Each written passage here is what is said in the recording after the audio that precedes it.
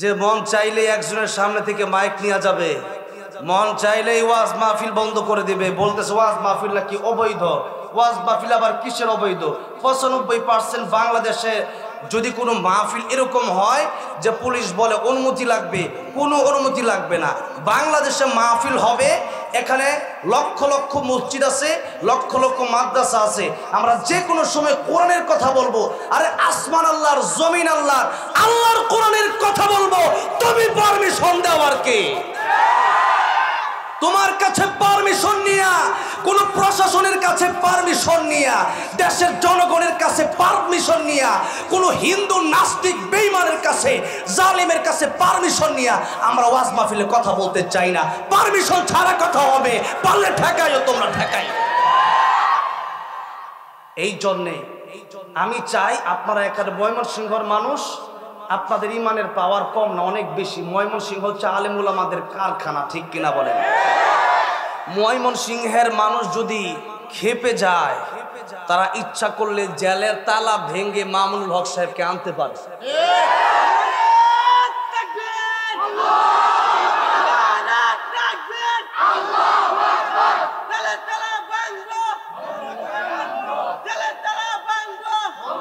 খালি খালি স্লোগান দিলে কামিব নি। মাহফিল আইসা মানে রফিক মাদানী ভাই যখন বের হইলো জেলখানা থেকে, তো কইলো যে জেলে যাওয়ার আগে আমরা আছি আপনার সাথে, এরপরে জেলে যাওয়ার পরে দাদা আর কেউই নেই।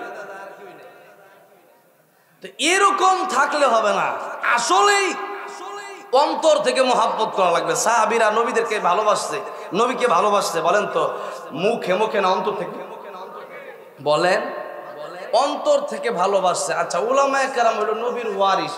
বর্তমানে যদি আমাদের নবীকে যদি কোনো আবু জাহেলের মতো অথবা বর্তমানে যারা আছে জালেম, এরা যদি জেলখানায় আবদ্ধ রাখতো, জেলখানায় ঢুকায় রাখতো, তাহলে কি আমরা আন্দোলন করতাম না? তাহলে কি আমরা কি করতাম, যে সত্যি জেলের তালা ভাঙতাম? তাহলে এখন উলামায়ে কেরাম হচ্ছে নবীর ওয়ারিস, নবীদের দায়িত্বটা তারা পাইছে, এই জন্য তারা হক কথাগুলো বলতেছে। আল্লাহর পয়গম্বর রাহমাতুল্লাহ আলামিন 40 বছর কোরআনের কথা বলে নাই, কিছু করে নাই। কোরআনের কথা যখন বলা শুরু করছে, আমার নবীরে আবু জাহেল টার্গেট করছে, এমনকি হত্যা করার চেষ্টাও করছে।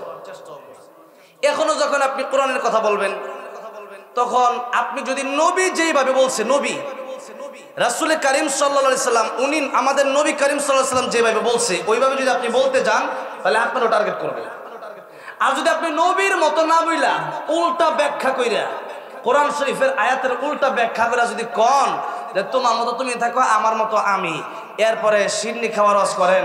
আল্লাহর পয়গম্বর কোরআনের কথা বইলা নবীর মাথার ভিতরে নারী, উটের নারী বুড়ি, পচা নারী বুড়ি চাপাইয়া দিছে, নবীর গলায় রশি লাগাইছে, নবীরে পাথর মারছে, নবী পায় পাথর, নবী পায় উটের পচা নারী বুড়ি, নবীরে এত কষ্ট দিয়া তারা গলার ভিতরে ফাঁসি লাগায়। আর আপনি কোরআন সুন্নাহর কথা বইলা খান আপেল, আপনি কোরআন সুন্নাহর কথা বইলা খান কমলা। মসজিদে এরকম অসংখ্য অগণিত ইমাম সাহেব আছেন যারা নাকি হক কথাগুলো সভাপতি সেক্রেটারি বলে বলতে চায় না। এরকম ইমাম সাহেবদেরকে বলবো, আপনি যদি ইমাম হন, আপনি যদি আলেম হন, আপনার যদি বিশ্বাস হয় যে রিজিকের মালিক আল্লাহ, এই বিশ্বাস যদি আপনার অন্তরে থাকে, চাকরি ওইটা ছাইরা দিয়া আপনি বাদাম বেচা খান, তবু সেই সেক্রেটারির কাছে ইমামতি করবেন না। আমার ভাইরা, আমার মুরব্বী বাবাজিরা, বৃষ্টি হইতেছে নাকি? আচ্ছা, বৃষ্টি হোক, সমস্যা নাই ইনশাল্লাহ। গতকালকে হয়েছে অল্প অল্প রহমতের বৃষ্টি। যাই হোক, তো একটু জোরে জোরে ইমানদারের আওয়াজে বলেন তো আলহামদুলিল্লাহ। এটা হইল না, একটা আল্লাহু আকবার বলতে হইব। যারা বিবাহিত আছেন এরা আগে, যারা অবিবাহিত আছেন তারা পরে, এরপরে সবাই একসাথে। আগে একটু পরীক্ষা হয়ে যাক, কারণ এই আওয়াজ আমি অশ্লীলতা, আওয়াজ দিতে হইব ইমানদারের আওয়াজ। কারণ ইমানদার ইমানদার বন্ধু, ইমানদার কি? ইমানদার বন্ধু। তো বন্ধু লোক আলাপটা করলে মজা হইব। আর যদি কর না, আমার ইমানের তো ভাবটার নাই, আমরা যেমন না সেম নেই, ফাইলে খাই না ফাইলে নাই, এরকম যদি হয় তাহলে কথা বলে আমি মজা পাবো না। যারা অবিবাহিত আছেন, একটু বিবাহিত যারা আছেন, বিবাহিত বিয়ে করছেন, এরকম লোক হাত তোলেন তো। অনেক আছেন। আচ্ছা, এবার যারা বিয়ে করে নাই, যারা যারা যুবক সিঙ্গেল বিয়ে করেন, এরকম কে কি আছেন হাত তোলেন তো। আচ্ছা, যাই হোক না, যুবকরা সামনে বসছে, মাশাআল্লাহ, আমি খুশি হয়েছি। মোটামুটি আওয়াজটা ভালো পাবো। দেখছেন নারায়ে তাকবীর দিছিল। আচ্ছা যাই হোক, যারা বিবাহিত আছেন একটু বলেন তো লিল্লাহি তাকবীর। এরকম আওয়াজ পাই নাই, বুঝছি যুবকরাই পাস করবে, এটা আগে বুঝালিছি। যারা যুবক আছেন কোন তো নারায়ে তাকবীর। দেখছেন যুবকদের পাওয়ার আছে না নাই? হ্যাঁ, কঠিন পাওয়ার। এই জন্য যুবকদের আগে ঠিক হইতে হবে। যুবকরা যদি কয় নামাজ না পড়লে কালকে থেকে খবর আছে, দেখবেন এলাকার সব নামাজই যাবে। যুবক নিজেই নামাজ পড়ে না, তাহলে নামাজই কেমন হইবে? এই জন্য আমার গাজীপুরে জয়দেবপুরে অতিথি ওয়াজ ওঠার কইতাছে, হুজুর বুড়া মানুষ সবাই নামাজ পড়ে, যুবকরা নামাজ পড়ে না। আপনাদেরকে নিয়ে আজকে ওয়াজ আছে, আমার অনেক ওয়াজ। আচ্ছা, এবার সবাই মিলে যদি একসাথে একটা তাকবীর দেই, আজকে আরো মাহফিল আছে আশেপাশে, একটা তাকবীর দিয়ে বুঝাই দিবেন যে আজকে আমাদের এখানে রসুলপুরে এই এলাকাতে একটা মাহফিল হচ্ছে।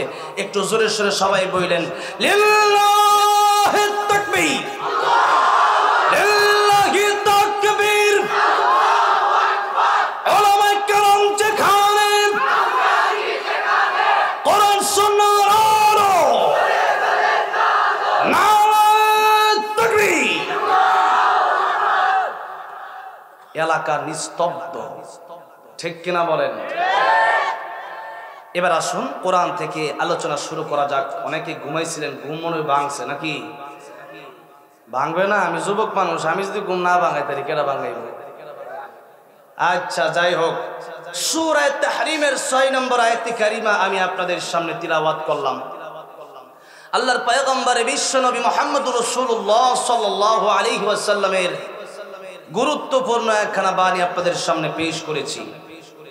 আল্লাহ রাব্বুল আলামিন বলেন সূরা তাহরিমের 6 নম্বর আয়াতে, ইয়া আইয়ুহাল্লাযীনা আমানু, অর্থাৎ হে ঈমানদারগণ, কু আনফুসাকুম ওয়া আহলিকুম নারা, তোমরা নিজেরা জাহান্নামের আগুন থেকে বাঁচো, পরিবারকে জাহান্নামের আগুন থেকে বাঁচাও।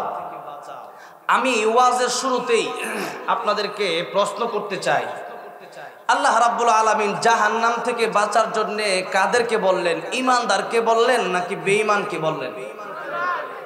ঈমানদারকে। প্রশ্ন করতেছি, এগুলো মনে রাখবেন। এখন আসেন, বেঈমানরা জান্নাতে যাবে না ঈমানদাররা জান্নাতে যাবে? নবীজি বলেছেন কারো অন্তরে যদি যাররা পরিমাণ ঈমান থাকে তাহলে ওই ব্যক্তিটাকেও আল্লাহ রাব্বুল আলামিন এই দুনিয়ার চাইতে আরো 10 গুণ বড় একটা জান্নাতের মালিক বানাবেন। এখন ঈমানদাররা তাহলে নবীর হাদিস শরীফ অনুযায়ী বুঝলাম জান্নাতে যাবে। এখন কোরআনে আল্লাহ রাব্বুল আলামিন বলেন যে জান্নাতে তো যাবে, ঠিক আছে, এই নবীজি বলছে এটা শুনছেন, কিন্তু আল্লাহ রাব্বুল আলামিন যে বললেন জাহান্নাম থেকে বাঁচো, তাহলে একটা মানুষ জান্নাতেও যাবে আবার জাহান্নামেও যাবে, এটা একসাথে হয় না। দেখেন আল্লাহ রাব্বুল আলামিন তিনি নিজেই ঘোষণা করে বলেছেন, ফারিকুম ফিল জান্নাতি ওয়া ফারিকুম ফিস সাঈর।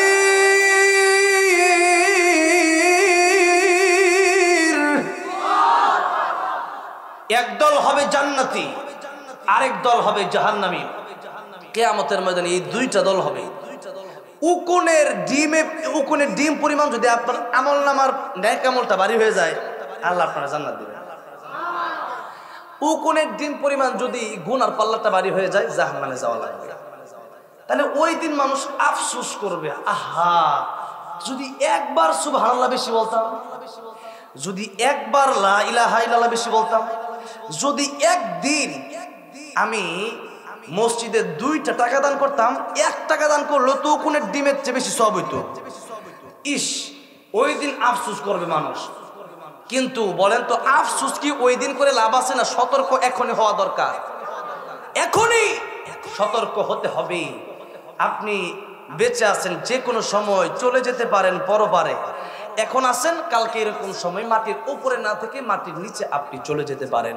সুতরাং আপনাকে এই গ্যারান্টি দেওয়া হয় নাই যে আপনি বাঁচবেন আর অনেক দিন, এরপরে ঠিকঠাক হয়ে তওবা করে মরবেন, এই গ্যারান্টি আপনাকে দেওয়া হয় নাই।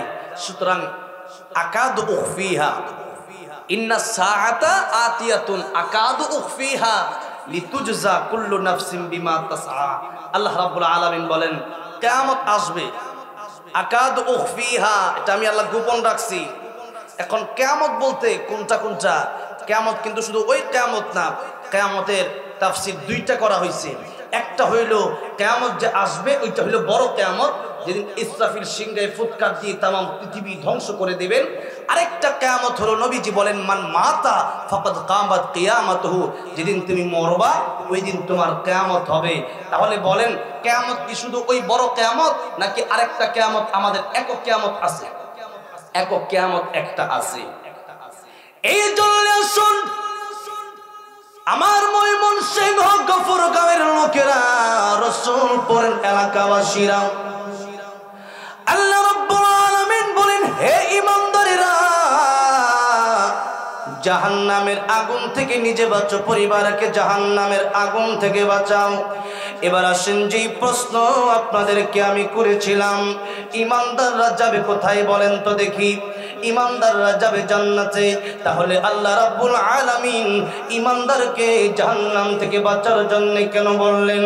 এখন আসেন অন্য অন্য অনেকেতে আল্লাহ রাব্বুল আলামিন শুধু ঈমানের কথা বলে নাই, ইন্নাল্লাযীনা আমানু ওয়া আমিলুস সালিহাতি কানাত লাহুম জান্নাতুল ফিরদাউসি নুজুলা খালিদিন ফিহা লা ইয়াবগুনা আনহা হিওয়ালা। আল্লাহ রাব্বুল আলামিন কোরআন শরীফের বহু জায়গায় ঈমান এবং নেক আমলের কথা বলেছেন। এই জন্য ঈমান আর নেক আমল দুইটাই লাগবে। যদি ঈমান থাকে জান্নাতে যাবেন এটা ঠিক আছে, কিন্তু জাহান্নাম ভোগ করে যাওয়া লাগবে নেক আমল না থাকলে। বর্তমান অবস্থা অনুযায়ী আপনাদেরকে যদি আমি জিজ্ঞাসা করি তাহলে বলেন তো দেখি ঈমানের সাথে নেক আমল আমাদের আছে না নাই? বেশিরভাগ লোকেরই ঈমানের সাথে নেক আমল নাই। ঈমান আছে কিন্তু ফজরের নামাজ পড়ে না। এই মাহফিলে যতগুলো মানুষ আসলেন ফজরের নামাজের সময় কিন্তু মসজিদে এতগুলো মানুষ আসে না। তাহলে এই মানুষগুলোকে সেই বালুকা থেকে আসলো নাকি? তাহলে এই মানুষগুলা কি গাজীপুর থেকে আসলো নাকি? এরা কি নেত্রকোনা থেকে আসলো নাকি? জিজ্ঞাসা করলে বলবেন এই মানুষগুলো প্রায় মানুষগুলোই এলাকার মানুষ। কথা বলেন ঠিক কিনা? প্রায় মানুষগুলোই হলো এলাকার মানুষ। কিন্তু ফজরের সময় আপনারে মসজিদে দেখা যায় না কেন? আপনি কিভাবে আপনি জান্নাতের আশাটা করেন? এই জন্য বুঝতে হবে ঈমান আছে নেক আমল নাই, জান্নাতে যাওয়া মুশকিল হয়ে যাবে, জান্নাতে যাওয়া কষ্ট হয়ে যাবে। আমার ভাইরা, আমার মুরব্বী বাবাজিরা অনেকে দোয়া করেন। আমি মক্কা নগরীতে বসেছিলাম, অনেক বিশ্বজি হাফেজরা সেখানে ছিলেন। যেই মালিক আমাদেরকে উমরায় নিয়ে গেল, এক কোম্পানির মালিক, জিজ্ঞাসা করলো একজন হাফেজ সাহেবকে যে তুমি আমার জন্য দোয়া করছনি? হাফেজ সাহেব উত্তর দিয়ে বলল আপনার জন্য আমি দোয়া করেছি, আল্লাহ আপনার নেক হায়াত দান করেন। উনি মুরব্বী মানুষ। আরেকটা দোয়া করলেন ছেলেটা, আপনাকে আল্লাহ তাআলা ঈমানের সাথে মৃত্যু দান করেন। সাথে সাথে ওই ছেলের উস্তাদ বলল শোনো, শুধু এই দুইটা দোয়া করবা না, মৃত্যু যখন হবে ঈমানের সাথে মৃত্যু হওয়ার জন্য শুধু দোয়া করবা না। হুজুর তাহলে আমি কোন দোয়া করব আমারে বলে দেন। হুজুর বললেন দোয়া করবে তুমি, আয় আল্লাহ ঈমানের সাথে মৃত্যু দিয়েন, নেক আমলের সাথে মৃত্যু দিয়েন, ঋণ মুক্ত মৃত্যু দিয়েন, গুনাহ মুক্ত মৃত্যু আমাদেরকে দিয়েন। এখন আমাদের আছে একটা তাও নরচর, আমাদের ঈমান হইল দুর্বল, ঈমান কচু পাতার পানির মতো। এই ঈমান দিয়া ডাইরেক্ট জান্নাতে যাওয়া যাবে না।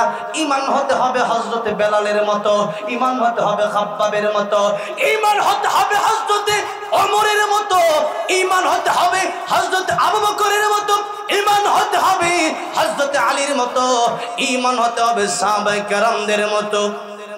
কিন্তু আমাদের যে ঈমান, যখন নাকি বলা হয় মাহফিলে আসো, তখন মাহফিলে যাই। আবার যদি গানের বাজনার আয়োজন করা হয় সেখানেও আমরা যাই। একবার ওয়াজ শুনি, আরেকবার গান শুনি, একবার কোরআন পড়ি, আরেকবার দেখা গেছে এই চোখ দিয়ে এই বেগানা নারী দেখি। তাহলে বলেন তো দেখি আমাদের ঈমানটা শক্তিশালী না দুর্বল ঈমান? দুর্বল ঈমান। এই জন্য দুর্বল ঈমান দুর্বল রাখলে চলবে না। এই ঈমানকে তাজা করতে হবে। ঈমান তাজা করার জন্য একটু জোরে বলেন না আল্লাহু আকবার। আমার মুসলমান ভাইরা, আমার মুরব্বী বাবাজিরা, ঈমান আমার আপনাকে তাজা করতে হবে বেলালের মতো। আগুনে পুড়াইছে কিন্তু বেলাল ঈমান বিক্রি করে নাই। আগুনে পুড়াইছে খাব্বাব রাদিয়াল্লাহু আনহু, ঈমান বিক্রি করে নাই।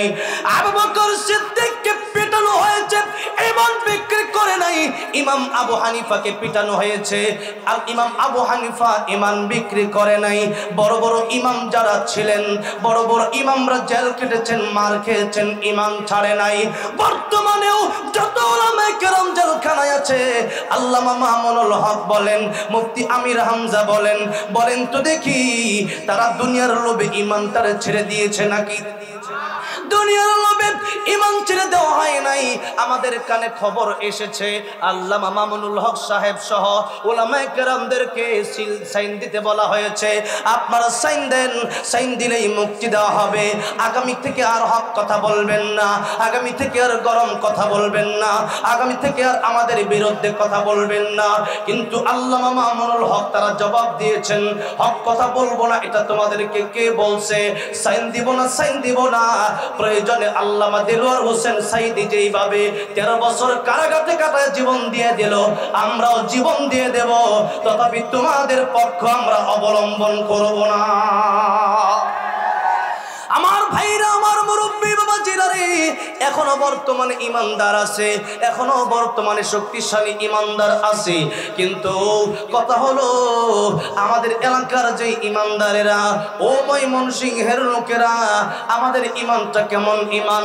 যখন নাকি বলা হয় আসো মাহফিলে যাই তখন আসি, আবার যখন নাকি বলা হয় এই হুজুরে পিটাও তখন আমরা পিটাইতেও রাজি আছি। আমাদের ইমান এমন ইমান, যেই ইমান লইয়া আমরা কবরে যাইতে এখনো রাজি না। আমি যদি শত শত লোক এখানে বসে আছেন, সবাইকে যদি আমি জিজ্ঞাসা করি কয়জন লোক মৃত্যুর প্রস্তুতিটা নিয়ে রেখেছেন, আমার মনে হয় 2-3 জন ছাড়া সবাই হাতটা তুলতে পারবেন না। তুলবেন কেমনে? কারণ আল্লাহর হক আল্লাহ মাফ করে দিলেও বান্দার হক কিন্তু আল্লাহ মাফ করে না। বোনের জমি মেরে খাইছেন, আল্লাহ মাফ দেবে না। আরেকজনের টাকা মেরে খাইছেন, আল্লাহ মাফ দেবে না। আরেকজনের নামে গীবত করছেন, আল্লাহ মাফ দেবে না। আরেকজনের বিরুদ্ধে মিথ্যা রচনা করিয়া করিয়া ওই ব্যক্তিটারে জেলে ঢোকাইছেন, আল্লাহ কিন্তু আপনারে মাফ দেবে না। এই জন্যে ভালো করে বুঝতে হবে যে 4টা দোয়ার কথা একটু আগে আমি বলেছিলাম। মক্কা নগরীতে আমাদের একজন আলেম দ্বীন এই দোয়াটা আমার শিক্ষা দেওয়ার পর থেকে এই মোনাজাতে বারংবার এই দোয়াটা আমি করি। 1 নম্বরে আল্লাহ ঈমানের সাথে মৃত্যু দিও, 2 নম্বরে নেক আমলের সাথে, 3 নম্বরে আল্লাহ তাআলা ঋণ মুক্ত মৃত্যু দিও, 4 নম্বরে গুনাহ মুক্ত মৃত্যু দিও। বলেন তো আওয়াজ দিয়ে আমি কয়টা জিনিসের কথা বললাম? 4টা জিনিস, 2টা জিনিস সহ আর 2টা জিনিস মুক্ত। 1 নম্বর হলো ঈমান, আরেকটা হলো নেক আমল। ঈমান আর নেক আমল যদি হয় তো ভালো। এখন ঈমানও আছে, নামাজও আছে, আবার সুদও খায়, আছে না নাই? নামাজি আবার ঘুষও খায়, নামাজি আবার পর্দাও করে না, নামাজি আবার দেখা যায় আলেমদের বিরুদ্ধেও কথা বলে, নামাজও পড়ে আবার হুজুরেও মার দিতে চায়, নামাজও পড়ে আবার গুনাহ করে, এমন আছে না নাই? নামাজও পড়ে, গুনার অভাব নাই। এই জন্যে দোয়া করবেন, আল্লাহ গো ঈমানও আছে, নামাজও আছে। এখন এক একটা মিথ্যা কথা যদি কেউ বলেন, এক একটা মিথ্যা কথা বলার জন্যে কমপক্ষে 7000 বছর দুজকের আগুনে জ্বলতে হবে। কত হাজার বছর? যদি ওই দুজকের আগুনে জ্বলতে হয়, আপনাদেরকে আমি জিজ্ঞাসা করতে চাই, 7000 বছর বাদ দিলাম, 7 বছর বাদ দিলাম, 7 মাসও বাদ দিলাম, 7 সপ্তাহ বাদ দিলাম, 7 দিনও বাদ দিলাম, 7 মিনিটও বাদ দিলাম, 7 সেকেন্ডও তো আগুনে জাহান্নামে পুরার ক্ষমতা আমাদের কারণেই, ঠিক কিনা বলেন? 7 সেকেন্ড যদি পুরার ক্ষমতা না থাকে, ওই কিয়ামতের কঠিন ময়দানে আল্লাহ তাআলা তাআলা যদি আমাদেরকে জাহান্নামের আগুনে ফেলে দেয়, আমার ভাইরা, আমার মুরব্বি বাবাজিরা রে, জীবনে কত মিথ্যা কথা বলেছেন আর কত বছর জাহান্নামের আগুনে জ্বলতে হবে, কত নামাজ কাজা করেছেন আর কত নামাজের জন্য জাহান্নামের আগুনে জ্বলতে হবে, কত গীবত করেছেন, কত শিকায়াত করেছেন, কত আরেকজনের জমি মেরে দিয়েছেন, আরেকজনের বিরুদ্ধে টাকা পয়সা নিয়ে মামলা করেছেন। এরকম দোষ আমাদের ভিতরে অভাব নেই। এখন যদি এক একটা দোষের শাস্তি আল্লাহ রাব্বুল আলামিন আমাদেরকে দিতেই থাকে, হিসাব করলে দেখা যাবে কোটি কোটি কোটি বছর হয়ে যাবে, জাহান্নামের আগুন থেকে মুক্তি পাওয়া বড় কঠিন হয়ে যাবে। আমার ভাইরা, আমার মুরব্বি বাবাজিরা, তাহলে কি ঈমান থাকলেই জান্নাতে সরাসরি যাওয়া যাবে নাকি? ঈমান থাকলে জান্নাতে সরাসরি যাওয়া যাবে না। ঈমান যদি আপনার থাকে, ঈমান যদি একেবারে অল্প থাকে, বলেছিলাম জাররা জাররা জাররা পরিমাণ, ওই জাররা কারে বলে? দেখবেন যাদের টিনের ঘর আছে, ওই টিনের ঘর দিয়া যখন নাকি সকালে সূর্য ওঠে, ওই সকালে সূর্য উঠলে পরে দেখা যায় অল্প আলোর ভিতরে কিছু ধুলাবালু উড়াউড়ি করে। এই যে ধুলাবালুগুলো আছে, এটাকে আরো ভাগ করলে, অনেকগুলো ভাগ করলে যত ছোট হয়, এটা হলো জাররা। এই জাররা পরিমাণ ঈমান যদি থাকে, এইরকম ঈমানদারকেও আল্লাহ জান্নাত দিবেন। এই দুনিয়ার চাইতে কয় গুণ বড় জান্নাত বলেন না? 10 গুণ বড় জান্নাত দিবেন আল্লাহ রাব্বুল আলামিন। জান্নাত দিবেন সেই ঈমানদারকেও। আল্লাহর পয়গম্বর রাহমাতুল লিল আলামিনের একখানা হাদিস, সেই হাদিসটা আবু হুরায়রা রাদিয়াল্লাহু তিনিও বর্ণনা করেছেন। আবার মুসলিম শরীফে আব্দুল্লাহ ইবনে মাসউদ রাদিয়াল্লাহু তিনিও অন্যভাবে বর্ণনা করেছেন। মূল কথা হলো, সর্বশেষ যেই ব্যক্তিটা জান্নাতে যাবে ঈমানদার, নেক আমল নাই, নামাজ নাই, রোজা নাই, হজ নাই, যাকাত নাই, ভালো আখলাক নাই, দান সাদাকা নাই, এই ব্যক্তিটা সর্বশেষ জাহান্নাম থেকে বের হয়ে যখন জান্নাতে যাবে, আল্লাহ রাব্বুল আলামিন বহু বছর ধরে জাহান্নামের আগুনে জ্বালায়া পোড়ায়া আঙ্গার বানায় দেবে, কয়লা বানায় দেবে। আর আল্লাহ কি ডাকবে? আল্লাহ, জাহান্নামের আগুন থেকে আমারে বাঁচাও। আল্লাহ রাব্বুল আলামিন জাহান্নামের আগুন থেকে তারে বাঁচায়া জাহান্নাম থেকে বের করবেন, কিন্তু তার দুইটা চক্ষু জাহান্নামের দিকে ঘোরায় দেবেন। সূর্য যখন ওঠে, বলেন তো সূর্যের দিকে তাকায় থাকা যায় নাকি? হ্যাঁ, তাকায় থাকা যায় না। সেই ব্যক্তি জাহান্নামের আগুনের দিকে তাকায় থাকতে পারে না। আল্লাহ রাব্বুল আলামিনকে ডাক দিয়া বলে, আল্লাহ, এই জাহান্নামের আগুনের দিকে তাকায় থাকাটাও বড় কষ্টকর। আল্লাহ গো, তুমি কি পারো না আমার এই চক্ষু দুইটা ঘোরায় দিতে? আল্লাহ রাব্বুল আলামিন এই চক্ষু দুইটা ঘোরায় দিবে। এবার বান্দা ডাক দিয়া বলবে, আল্লাহ, আমি তোমার কাছে একটা আরজি জানাই, একটা আবদার করতে চাই। আল্লাহ গো, আপনি কি সেই আবদারটা আমার রাখবেন নাকি? এবার আল্লাহ রাব্বুল আলামিন ডাক দিয়া বলবেন, আবদার রাখবো, তবে শর্ত হইল এরপরে আর কোনো আবদার করা যাবে না। এখন এই আবদার যেহেতু করতে বলছে, আল্লাহ বলছেন তুমি যা চাইবা তুমি তাই পাইবা। এই লোক তো জান্নাত চাওয়ার কথা ছিল, কিন্তু এই লোকটা জান্নাত চায় না। এই লোক ডাক দেয়া কয়, আল্লাহ রাব্বুল আলামিন, ওই যে একটা গাছ দেখা যায়, ওই গাছের নিচে কি তুমি আমার একটু জায়গা দিবা? আল্লাহ, এই গাছটা বড় রসালো গাছ, খেজুর গাছ থেকে দেখবেন নিচে ছায়াও নেওয়া যায়, আবার খেজুর গাছের রস মানুষ খায় কি খায় না? এরকম একটা গাছ, ক্ষুধাও নিবারণ হবে, আবার ছায়াও পাবে। এরকম একটা গাছের সামনে আল্লাহ আমার জায়গা দিবেন। আল্লাহ বলবেন, দেখো, তুমি কিন্তু আর কিছু আমার কাছে চাইতে পারবা না। লোকটা ডাক দিয়ে বলে, আল্লাহ, আমি আর কিছু চাবো না, তোমার ইজ্জতের কসম দিয়া বলে, আল্লাহ, আর কিছু চাইবো না। কিন্তু আল্লাহ ভালো করে জানে এরপরে আবারও চাইবে। কোন সুবহানাল্লাহ। এবার আল্লাহ রাব্বুল আলামিন ওই ব্যক্তিটাকে ওই গাছের নিচে ছায়া দিয়ে দিলে পরে আমার আল্লাহ রাব্বুল আলামিন চাই লোকটা জান্নাতে যাক। কন্যা সুবহানাল্লাহ। কারণ তার ভিতরে একটু হইলেও ঈমান ছিল। এখন একটু যদি ঈমান থাকে, আমার আল্লাহ তো তারে জান্নাতের মালিক বানাবেন। আমার আল্লাহ রাব্বুল আলামিন চাই সে ব্যক্তিটা জান্নাতের মেহমান হয়ে যাক। কিন্তু বাচ্চা যদি না কান্দে, মায়ে কিন্তু দুধ দেয় না। কথা ঠিক কিনা বলেন? বাচ্চা যদি না কান্দে মায়ের দুধ দেয় না। আল্লাহর কাছে চাইলে আল্লাহ খুশি হয়, না চাইলে আল্লাহ বেজার হয়। কত মানুষের কাছে আপনারা চান, বাবার কাছে, খাজার কাছে, জটলা বাবা, তালা বাবা, মাস্তান বাবা, সুরা বাবা। আমাদের দেশে এত বাবা। কয়েকদিন আগে ওই ব্রাহ্মণবাড়িয়াতে গেছি। ওই ব্রাহ্মণবাড়িয়াতে যাওয়ার পরে একটা মাহফিলে উঠলাম। আমার বললো হুজুর এখানে বিজি মইরা গেছে, এটা দিয়েও মাজার বানাইছে। এরপরে গান গাইতেছে করে, ওয়াল্লাহি আল্লাহর কসম গানটা আমি নিজে শুনে আসছি। ওখানে আমি মাহফিল, আমার মাহফিলের পাশে তারা গান লাগাইছে, বাউল গান। এই কেডা এত স্পিড কার?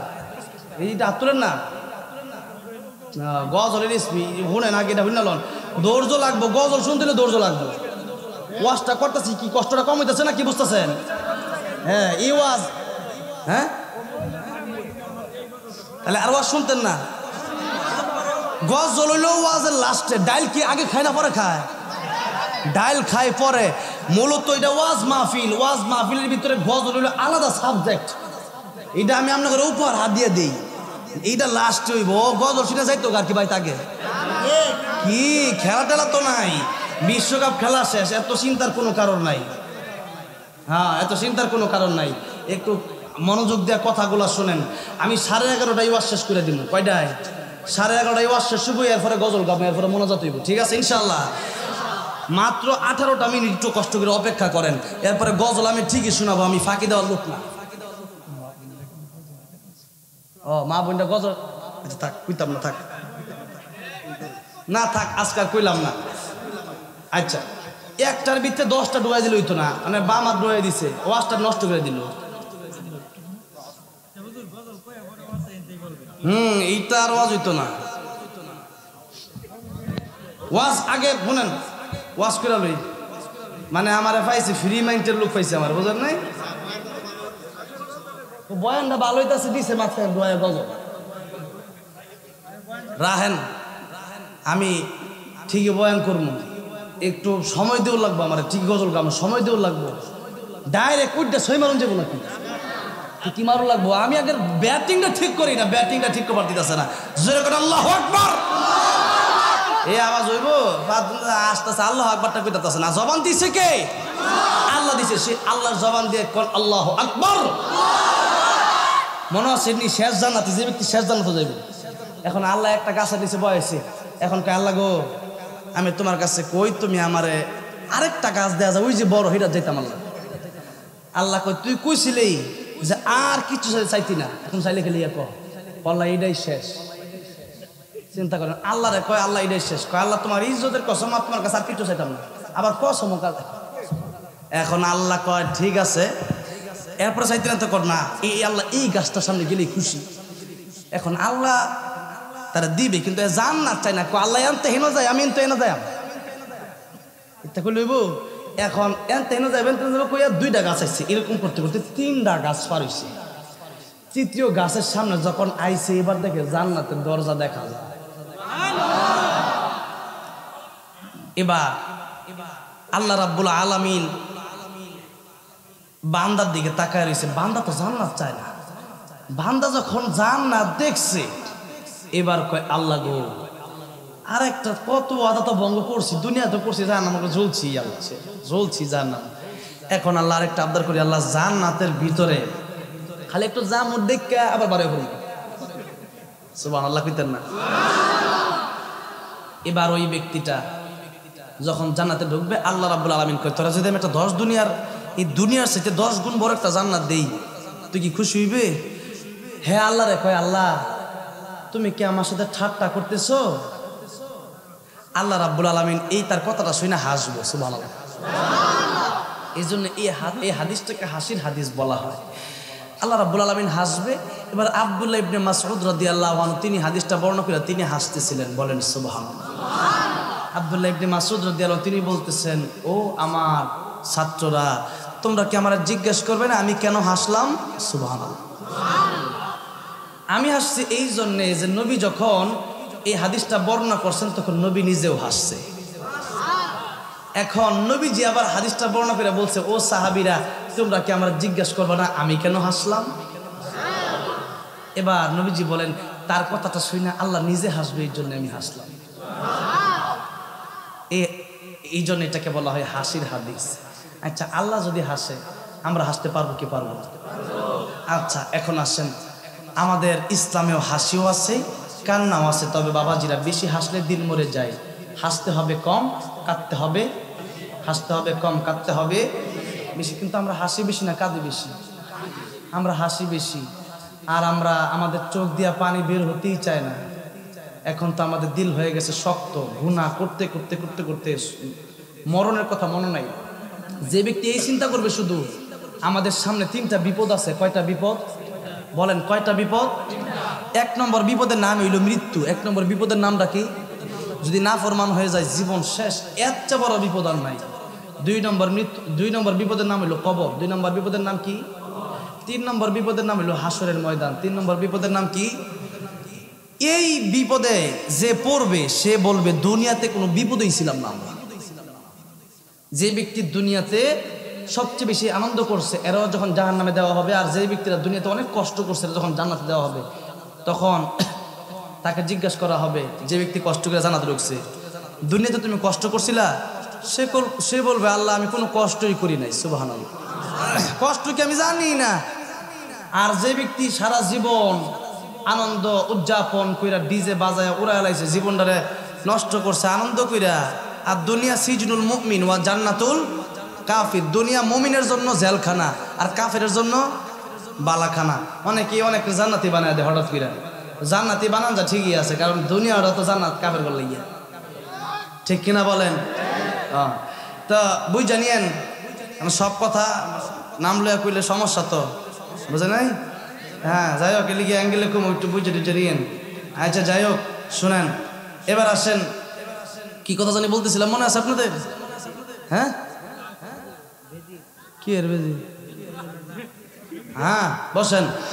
এবার আসেন, আল্লাহ রাব্বুল আলামিন, কথা ভুলে গেলে পরে তো আপনারা মিস করবেন, মাঝে মধ্যে বোঝেন না, রাস্তা আছে অনেকগুলা, একটা বললে একটা যাওয়া লাগে আর কি। তো একটু মনে রাখবেন, খালি ওয়াজ শুই না ভুলে গেলেই তো না, এটা মন রাখতেই পারে, মোবাইল রেকর্ড করে লয়ে যান। এবার আল্লাহ রাব্বুল আলামিন বলবেন, এই দুনিয়ার চাইতে 10 গুণ বড় জান্নাত যদি আমি তোরে দেই, তুই কি নিবি? বান্দা বলে, আল্লাহ আমার সাথে ঠাট্টা করেন নাকি? আল্লাহ বলেন, না, তোরে আমি দিমু, তুই যা। এখন বান্দা কইছিল, আল্লাহ আমি জান্নাতে যাবো, আর আবার বের হয়ে আইসা পড়ব, থাকবো না, চিন্তা করেন। এখন জান্নাতের দুইকে আর বারো না। বলেন তো, বান্দার ওয়াদা শক্তিশালী বেশি না আল্লাহর ওয়াদা? আল্লাহর ওয়াদার সাথে বান্দার ওয়াদা আর কি? বান্দা তো আলাদিন ওয়াদা বঙ্গটং কইরা টুইরা জাহান্নামে জ্বললেই আইছে। এবার আল্লাহ কয়, বান্দারে, জাহান্নামে যে ব্যক্তি ঢুকবে, খালিদিনা ফিহা আবাদা, জীবনে কোনোদিন বের হওয়া লাগবে না।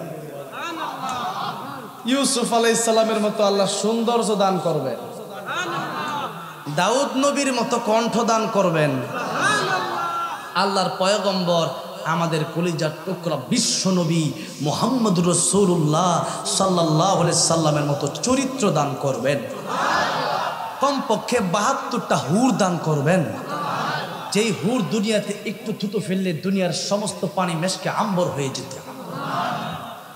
আচ্ছা বলেন তো, তাহলে দুনিয়ার নারী দরকার বেশি না আখিরাতের হুরটা দরকার? আগে আখিরাতের হুর দরকার।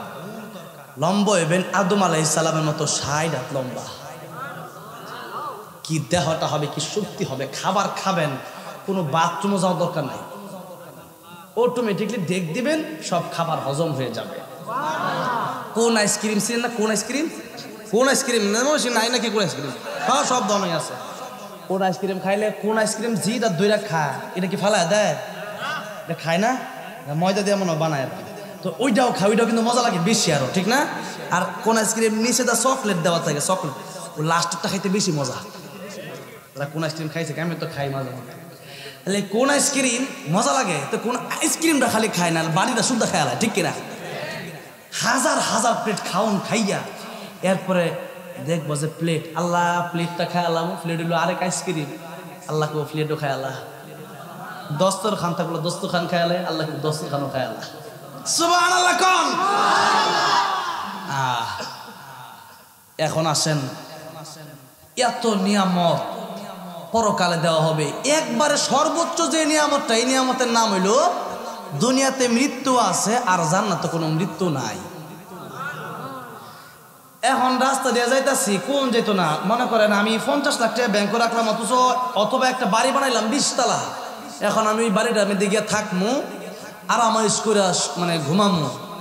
এখন এই আশা কি মনে করেন আমি করলেই হবে? হবে না।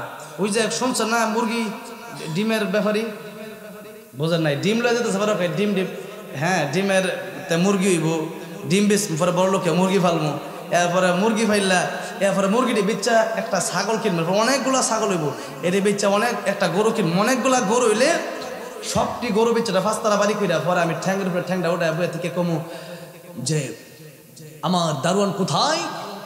দারোয়ান কি জি স্যার আপনি কি খাবেন?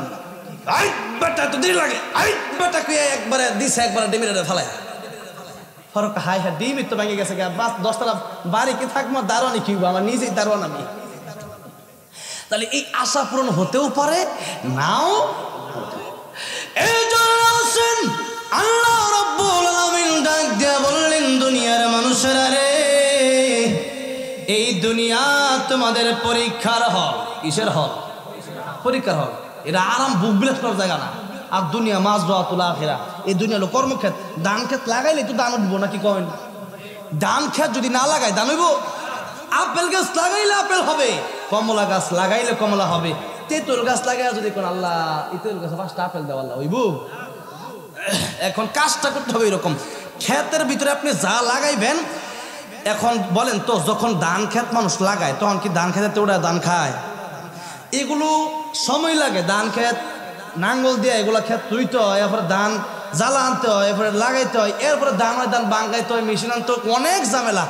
3 মাস 4 মাস ঝামেলা শেষ করলে পরে আরো 8 মাস শান্তিতে ধান থেকে চাউল ভাত খাওয়া যায়, ঠিক কিনা বলে? ঠিক তেমনি ভাবে আপনি যদি এই জীবনে, এটা হইলো ধানে সারা লাগানোর মতো, অল্প কিছু অল্প দিনের হায়াত।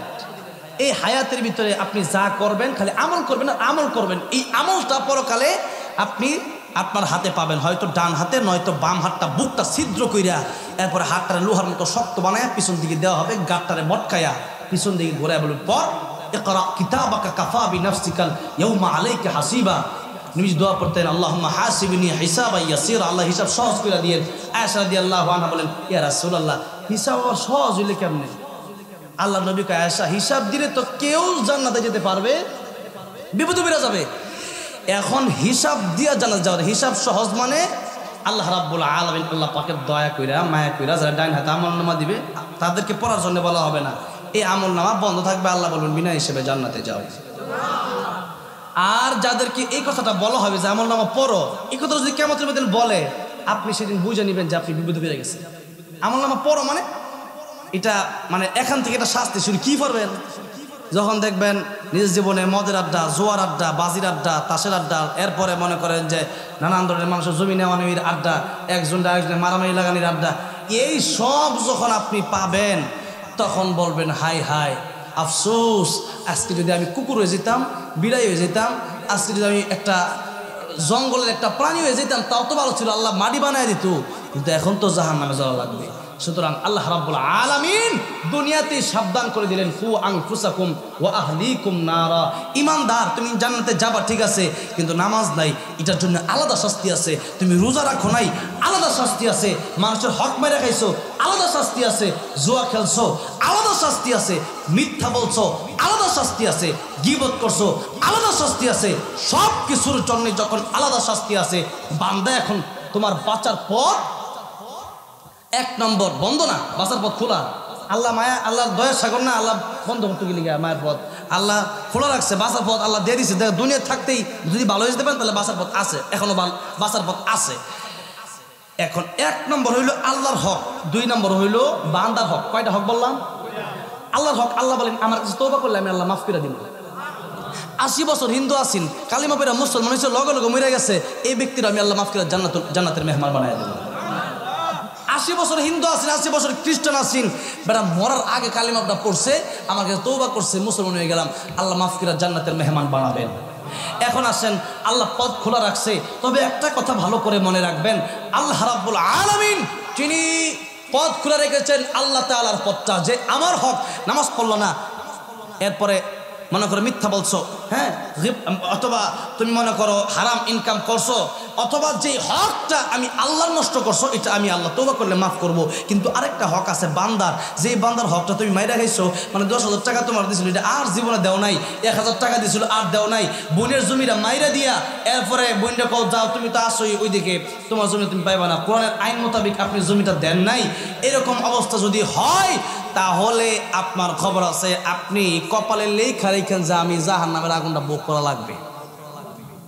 তাহলে কি মনে করতেছেন বান্দার হকটা কি সাধারণ?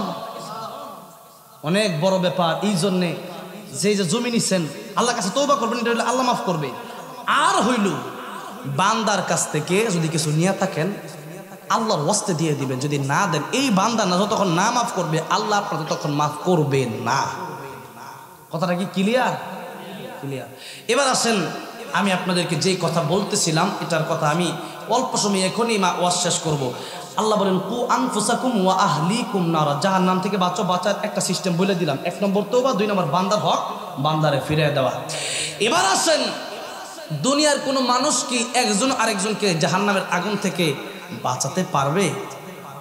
বলেন, এই ক্ষমতা আল্লাহ কাউকে দেয়। যদি এই ক্ষমতায় থাকতো আল্লাহর পয়গম্বর রাহমাতুল লিল আলামিন ওনার চাচা আবু তালিব আল্লাহর পয়গম্বরের সাথে 3টা বছর জেলখানায় কাটায় দিলেন। আল্লাহর পয়গম্বর রাহমাতুল লিল আলামিনের ভালোবাসা তার অন্তরে কোনো অভাব ছিল না। কিন্তু আবু তালিবের মৃত্যুর সময় যখন হয়ে গেল, আল্লাহর পয়গম্বর আবু তালিবকে ডাক দিয়া বলল, চাচা গো, আপনি মুহাম্মদুর রাসূলুল্লাহ, আপনার পড়ার দরকার নাই, লা ইলাহা ইল্লাল্লাহ এইটুকু শুধু আপনি পড়েন। আল্লাহ রাব্বুল আলামিনের কাছে কিয়ামতের কঠিন ময়দানে আমি আপনার জন্য সুপারিশ করব। আবু তালিবের কাছে আবু জাহেল এসে বলে, আবু তালিবের কালিমা পড়িস না। আবু তালিব কালিমা তখন বলল না। আবু তালিবের ইন্তেকাল হয়ে গেল। আল্লাহর বিশ্বনবী রাহমাতুল লিল আলামিন চোখের পানি ছেড়ে ছেড়ে কান্দে, আল্লাহ আমার চাচা বুঝি জাহান্নাম থেকে বাঁচতে পারল না। আল্লাহ রাব্বুল আলামিন কোরআন শরীফের আয়াত নাযিল করে জানিয়ে দিলেন, ইন্নাকা লা তাহদি মান আহবাবতা ওয়ালাকিন্নাল্লাহা ইয়াহদি মান ইয়াশা ওয়া হুয়া আ'লামু বিল মুহতাদিন। ও নবীজি, ও আমার বন্ধু, ও আমার হাবিব, আপনি শুনেন শুনেন, হেদায়েত দেওয়ার মালিক আপনি না। হেদায়েত কোনো পীর বুজুর্গ দিতে পারে না, কোন নবী হেদায়েত করতে পারে না, কোন আলেম হেদায়েত করতে পারে না, দুনিয়ার কোন বাবা হেদায়েত করতে পারে না। আল্লাহ রাব্বুল আলামিন বললেন, হেদায়েত যদি কেউ হয়, হেদায়েত যদি কারো কপালে থাকে, কেউ যদি হেদায়েত পেয়ে যায়, আমি আল্লাহ রাব্বুল আলামিন যাকে হেদায়েত দেব সেই ব্যক্তি হেদায়েত পাবে। আমি আল্লাহ যারে হেদায়েত দিব না সেই ব্যক্তি হেদায়েত পাবে না। আপনি চেষ্টা করলেও কোনো কাজ হবে না, আপনি জাহান্নামের আগুন থেকে কাউকে বাঁচাতে পারবেন না। আল্লাহ রাব্বুল আলামিন বলেন, ও নবীজি ফাযাক্কির ইন্নামা আনতা মুযাক্কির, ও নবীজি আপনি মানুষকে উপদেশ দেন, নসিহত করেন, কোরআনের কথাগুলো আপনি মানুষের দ্বারে দ্বারে গিয়ে পৌঁছে দেন। মানুষ মানবে কি মানবে না সেটা তাদের ব্যাপার। মানলে জান্নাতি, না মানলে যাওয়া লাগবে জাহান্নামে। এবার আসুন, দুনিয়ার কেউ কাউকে বাঁচাতে পারবে না। এই জন্য সাহাবায়ে কেরাম জিজ্ঞেস করলেন, ইয়া রাসূলুল্লাহ, ইয়া হাবিবাল্লাহ, তাহলে আমরা আমাদের পরিবারকে জাহান্নামের আগুন থেকে বাঁচাবো কিভাবে? এখন আসেন আল্লাহর পয়গম্বর রাহমাতুল লিল আলামিন ডাক দিয়ে বলেন, সাহাবীরা রে, বাঁচাবে ওইভাবে তোমরা যে নিজেরা নামাজ পড়বে, নিজেরা যে ঈমান আনছো আরেকজনকেও ঈমানের দাওয়াত দাও, নিজে নামাজ পড়ো আরেকজনকে নামাজের দাওয়াত দাও, নিজে সত্য কথা বলো আরেকজনকে সত্য কথা বলার তাগিদ দাও, নিজে মিথ্যা ছেড়ে দাও আরেকজনকে মিথ্যা ছাড়ার তাগিদ দাও। অর্থাৎ সৎ কাজের আদেশ, অসৎ কাজের নিষেধ তুমি আরেকজনকে করো। যেইভাবে তুমিও জান্নাতে যাওয়ার পথ ধরছো, ওইভাবে আরেকজনকেও জাহান্নামের পথ থেকে বাঁচাইয়া জান্নাতের পথে নিয়ে নিয়ে যাওয়ার চেষ্টা তুমি করবে। বাঁচাবেন বলতে চেষ্টা আপনার করতে হবে। এবার আসেন আল্লাহ রাব্বুল আলামিন যে বললেন যে নিজে বাঁচেন এবং পরিবারকে আপনি বাঁচান। পরিবার বলতে অনেক বড় একটা ব্যাপার এখানে। আপনি বাবা, আপনি মা, আপনার সন্তান, আপনার পরিবার যারা আছে বাসার ভিতরে, এরা হলো আপনার পরিবার। আপনার সন্তানকে জাহান্নাম থেকে বাঁচানোর দায়িত্ব হলো আপনার। আপনার সন্তান কোরআন পারে না, আপনি কোরআন পারেন, আপনি নামাজ পড়েন, আপনার সন্তানটা নামাজ পড়ে না। আপনি ঠিক আছেন কিন্তু আপনার সন্তানটা ঠিক নাই। এইভাবে হবে না। কিয়ামতের কঠিন ময়দানে সন্তান আপনার বিরুদ্ধে বিচার দায়ের করবে। প্রভু, আমার বাবা মারে কোরআন শিক্ষা দেয় নাই, নামাজ শিক্ষা দেয় না, ডাক্তার বানাইছে, ইঞ্জিনিয়ার বানাইছে, আল্লাহ দুনিয়াতে চলার জন্য যা কিছু করার প্রয়োজন ব্যবসায়ী বানাইছে, কিন্তু নামাজ আমার শিক্ষা দেয় নাই। আমার বাপের আগে জাহান্নামে দেন, এরপরে আমি জাহান্নামে যাব। আমার মায়ের আগে জাহান্নামে দেন, এরপরে আমি জাহান্নামে যাব। সন্তানের জন্য যদি সেই দিন বাবা কষ্ট পায়, সেই দিন বাবার কলিজাটা ফেটে যাবে। এই জন্য সেই দিন ঠিক হলে হবে না, সেই দিন আফসোস করলে হবে না। এই দুনিয়ায় থাকাকালীন অবস্থায় হিসাব মিলায়া নিতে হবে। কি মিলাতে হবে? হিসাব মিলায়া নিতে হবে। আপনার সন্তানটা নামাজ পড়েন আর আপনি মনে করেন যে খুব আরামে ঘুরতেছেন, আমি তো মসজিদে যাই, আমার সন্তান না পড়ুক, আমার সন্তান নামাজ না পড়লে কি হবে? বিষয়টা এরকম নয়। আপনি বাবা, আপনাকে প্রশ্ন করা হবে সন্তান কি কোরআন শিখিয়েছিলে কিনা। আপনি মা, প্রশ্ন করা হবে সন্তানকে নামাজের তাগিদ দিয়েছিলে কিনা। আপনি দাদা, আপনার নাতি ঘরে নামাজ পড়ে না, আপনি কিভাবে চুপ করে বসে থাকেন? এই চুপ করে বসে থাকলে হবে না। এলাকার ভেতরে যিনি মেম্বার আছেন, চেয়ারম্যান আছেন, ওনার দায়িত্ব ইউনিয়ন নিয়া, যিনি প্রধানমন্ত্রী আছেন তিনার দায়িত্ব গোটা দেশ নিয়া। এই দেশের মানুষ কিভাবে নামাজ হবে না তার চিন্তা। এই দেশের মানুষ অন্যায় করলে যদি উনি নাও কথাটা বলে, উনিও যদি অন্যের পক্ষে থাকে, তাহলে ওনাকে আগে দাঁড়াতে হবে। এই জন্য মনে রাখতে হবে, যার আন্ডারে, যার অধীনস্থে যারা আছে, তাদেরকে আপনার দায়িত্ব হলো নামাজি বানানো, আপনার দায়িত্ব হলো কোরআন শেখানো। আল্লাহ রাব্বুল আলামিন আমাদেরকে এই দুনিয়াতে রাসূল পাঠিয়েছেন, কিতাব পাঠিয়েছেন। নবী করিম সাল্লাল্লাহু আলাইহি সাল্লাম যাওয়ার সময় বলে গেছেন, তারাকতু ফীকুম আমরাইন লান তাদিল্লু মা তামাসসাকতুম বিহিমা কিতাবাল্লাহি ওয়া সুন্নাত রাসূলি। তোমরা দুইটা জিনিস আঁকড়া ধরো, তাহলে দুইটা জিনিস আঁকড়া ধরার মাধ্যমে আমরা জাহান্নামের পথ থেকে বেঁচে জান্নাতের পথ, সিরাতাল মুস্তাকিমের পথে আমরা ঢুকতে পারবো। এক নম্বর আল্লাহর কোরআন, দুই নম্বর নবীজির সুন্নাহ। বলেন কয়টা কথা বললাম? দুইটা। এক নম্বর কোরআন, দুই নম্বর নবীজির সুন্নাহ। এটা নিজে মানলে হবে না, বরং সন্তানকে আপনি বলবেন। হ্যাঁ, আপনার সন্তান যদি বলে আমি মানি না, না মানলে সেটা তার ব্যাপার, সে মানবে কি মানবে না সেটা তার ব্যাপার। আপনার দায়িত্ব হলো আপনার বলে দিতে হবে যে তুমি মানো। এরপরে কিয়ামতের ময়দানে সে যদি বিচার দেয়, আল্লাহ বলে তোমার বাপ যখন বলছিল এরপর তুমি মানো নাই, তাহলে আপনাদের দায়িত্ব কি? সন্তানকে বলা, কোরআন শিখানো। কিন্তু দুঃখজনক হলো সত্য কথা, আমরা এখন দুনিয়া নিয়ে ব্যস্ত। কিভাবে আমার সন্তান বড় হলে ইনকাম করে দেবে, এত চিন্তা আপনার কেন? যে আল্লাহ রাব্বুল আলামিন আপনার এতদিন রিজিক দিছে, সে আল্লাহকে আপনারা পারে না পরে রিজিক দিতে? শুধু তাই না, কুল্লা শাইইন আহসাইনাহু ফি ইমামি মুবিন, ফি কিতাবি মুবিন। আল্লাহ রাব্বুল আলামিন আপনার রিজিক, আপনার জন্মের 50,000 বছর আপনার রিজিকটা লিখে এরপর আপনার পাঠাইছে। সুবহানাল্লাহ। এই জন্য কোন জায়গা থেকে আসবে? না খায় কেউ মরছে নাকি? এই জন্য সেই চিন্তা করা যাবে না। চিন্তা করতে হবে আমার আখিরাত, আমার জান্নাত, অনন্তকালের যে জীবন, সেই জীবনের চিন্তা আমাদের করতে হবে। এই 2 দিনের জীবনের চিন্তা করে আমার লাভ নাই, যে কোনো সময় মৃত্যু হয়ে যেতে পারে। আর যেই জান্নাতে অনন্তকাল ভোগ বিলাস, বলেন তো আমরা দুনিয়া চাই না জান্নাত চাই? সবাই জান্নাত চাই। আল্লাহ রাব্বুল আলামিন আমাদেরকে জান্নাতি হয়ে মৃত্যুবরণ করার তৌফিক দান করেন, পড়েন আমিন। ওয়া আখিরু দাওয়ানা আনিল হামদুলিল্লাহি রাব্বিল আলামিন। আমি বলেছিলাম যে গজল গাইব,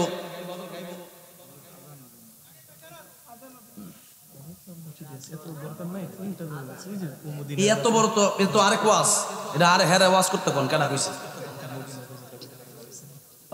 একটা গজল আর কি, মদিনার পাগল হয়ে যে, না ওইটা না, এরা হুজুর যেটা কইছে দাওয়াত দিছে রাকিব ভাই যেটা কইছে নিরে তো নাকি গজল তো এখন গাইলে তো 20-25 টাকা গাওয়া যায়, কিন্তু এটা তো আমি পারতাম না, বোঝেন নাই?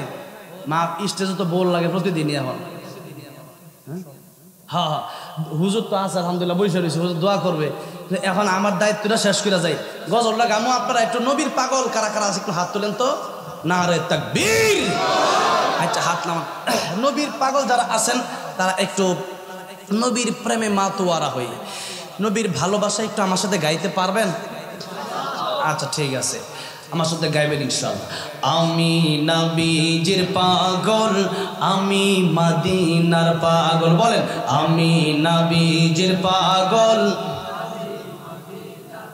একটু আওয়াজ দিই, যারা নবীর আশেক তারা জবানটা খুলে না, যারা শয়তানের আশেক এরা শুক্র করে বয়ে থাকেন। একটু নবীর আশেক যারা একটু আমার সাথে গাইবেন নবীর ভালোবাসায়। আমি নবীজির পাগল, এই আমি নবীজির পাগল, মদিনার দুলবালি মোর, মদিনার দুলবালি মোর নয়নের কাজল। আমি নবীজির পাগল, আমি মদিনার পাগল, আমি নবীজির পাগল। আমার মনে নবী নবী তুই চোখে মদিনার ছবি, আমার মনে নবী নবী দুই চোখে মদিনার ছবি, আমার মনে নবী নবী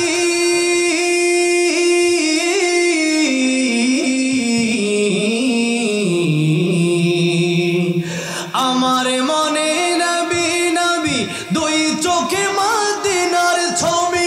নবীর প্রেমে দিতে রাজি, নবীর প্রেমে দিতে রাজি, নবীর প্রেমে দিতে রাজি জীবনের সকল। আমি নবীজির পাগল, আমি মদিনার পাগল। বলেন না আমি নবীজির পাগল। শুনিলে মদিনার কথা ভুলতে পারি সকল ব্যথা, শুনিলে মদিনার কথা বলতে পারি সকল ব্যথা, শুনিলে মদিনার কথা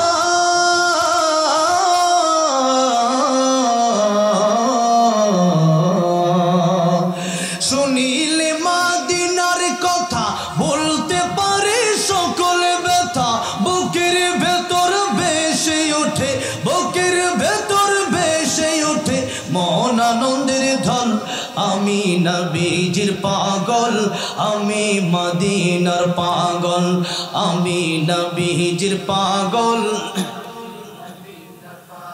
আমার রোগের সকল ঔষধ দয়াল নবীর সালাম দরুদ, আমার রোগের সকল ঔষধ দয়াল নবীর সালাম দরুদ, আমার রোগের সকল ঔষধ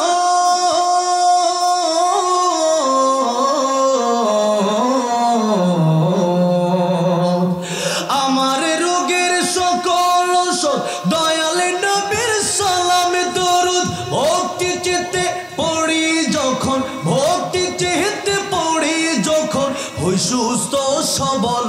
আমি নবীজির পাগল, আমি মদিনার পাগল, আমি নবীজির পাগল।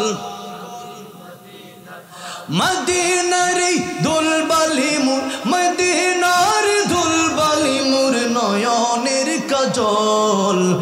আমি নবীজির পাগল, আমি মদিনার পাগল, আমি নবীজির পাগল, আমি মদিনার পাগল। আল্লাহ জীবনের সবাইকে একবার হলেও মক্কা মদিনা যাওয়ার তৌফিক দিও, জোরে বলেন আমিন। হুজুর আসছে, মোনাজাত হবে ইনশাআল্লাহ। সবাই মোনাজাত করে, আম্মা আব্বা অনেকের নাই, আব্বা আম্মার জন্য মোনাজাত করবেন, সবার জন্য মোনাজাত করে এরপরে বাড়িতে যাবেন। আসসালামু আলাইকুম ওয়া রাহমাতুল্লাহি ওয়া বারাকাতুহু। কেউ আপনার উঠবেন না, কেউ